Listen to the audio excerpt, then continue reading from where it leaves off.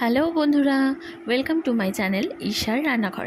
আজকে আমি বানাবো পুঁই শাকের তরকারি, নিরামিষ পুঁই শাকের তরকারি। তো তার জন্য আমি দেখো পুঁই শাকটাকে ভালো করে কেটে নিয়েছি। তারপর এর মধ্যে আমি দেব আলু, মিষ্টি কুমড়ো, পটল, অল্প একটু বেগুন, ব্যাস। আর কোনো কিন্তু সবজি আমি দিইনি, পুঁই শাকে খুব বেশি সবজি ভালো লাগে না। তারপর দেখো ফোড়নের জন্য নিয়ে নিয়েছি আমি 5 ফোড়ন আর 3টে শুকনো লঙ্কা। এরপর কড়াই সর্ষের তেল দিয়ে দিয়েছি। তারপর তেলটা গরম হয়ে গেলে এর মধ্যে আমি ফোড়নে যে মশলাটা রেখে দিয়েছিলাম সেটা দিয়ে অল্প একটু 1 চামচ মতো কাঁচা লঙ্কা বাটা দিয়েছি। তারপর হলুদ দিয়ে ওটাকে ভালো করে কষিয়ে নিয়ে এরপর সবজিটা দিয়ে দিচ্ছি। এরপর আমি এর মধ্যে নুন দিয়ে 15 মিনিট মতো এটাকে আমি বেশ ভালো করে গ্যাসের আঁচটা একদম কমিয়ে রেখে তারপর কিন্তু সবজিটা ভালো করে সেদ্ধ করে নিয়েছি। ব্যাস, তারপর দেখো রেডি কিন্তু আমার পুঁই শাকের তরকারি। ভিডিওটি ভালো লাগলে অবশ্যই আমার চ্যানেলটাকে সাবস্ক্রাইব করে দিও, লাইক কমেন্ট শেয়ার করে দিও।